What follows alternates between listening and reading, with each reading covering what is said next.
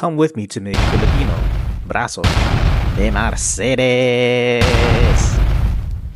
First thing we gotta do is we gotta preheat the oven to 350 degrees. Then we get on our knees. Next, let's prepare the ingredients, but first let me clean up our table. We're gonna need 8 eggs per brazo de Mercedes. It's important that you leave it out to get to room temperature so that's easier to separate the eggs from the whites. Wait, separate the eggs from the whites? Am I So big warning when you're separating the yolks from the whites. It's important that none of the yolk gets into the white part or else the whole thing is ruined.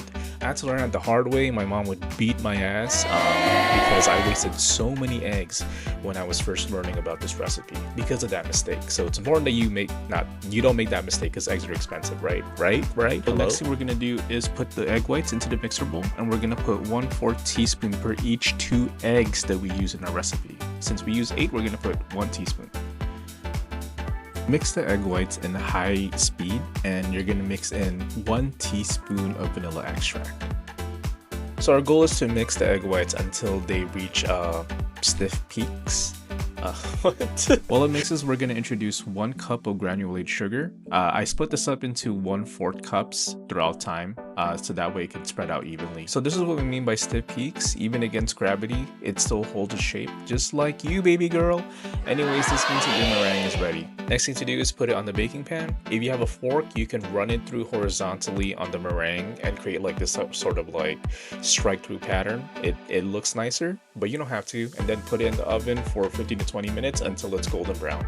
Custard time! So for the custard, we're gonna mix in our egg yolks with 1/2 cup of heavy whipping cream, and also 1/2 cup of sweet condensed milk.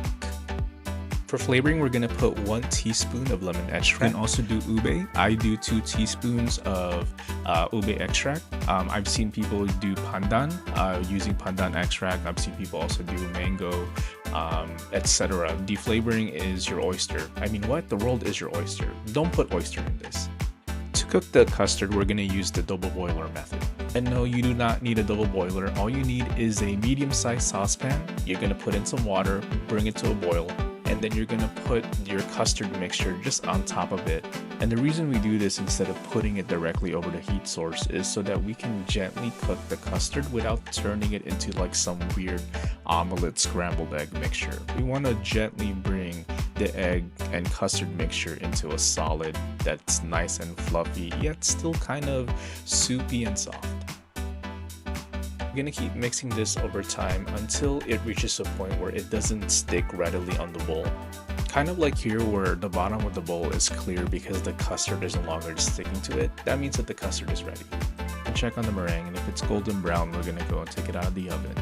I unfortunately didn't record this part, but it is a bit heavy and messy because it involves powdered sugar. So we're gonna place the meringue on 2 sheets of foil on the countertop. And then we're gonna go ahead and put on powdered sugar on the surface. We're gonna make sure to rub it into all parts of the surface, all of the crevices, and then we're gonna put another sheet of parchment paper on top of the surface, and then we're gonna go ahead and flip it over.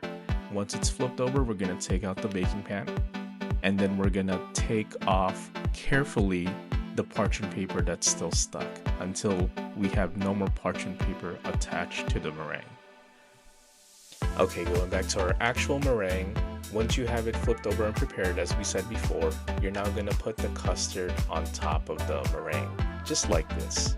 So the last part is just a matter of rolling everything up, and this is where the parchment paper really helps. And it's gonna take a little bit of nudging, but it's important you have to be careful in how you roll up the brazo de Mercedes, because again, it is meringue.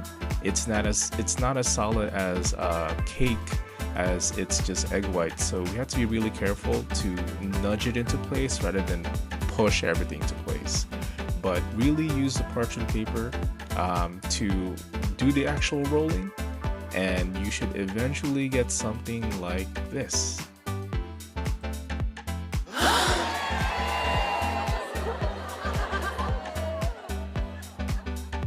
And this is how the ube one turned out.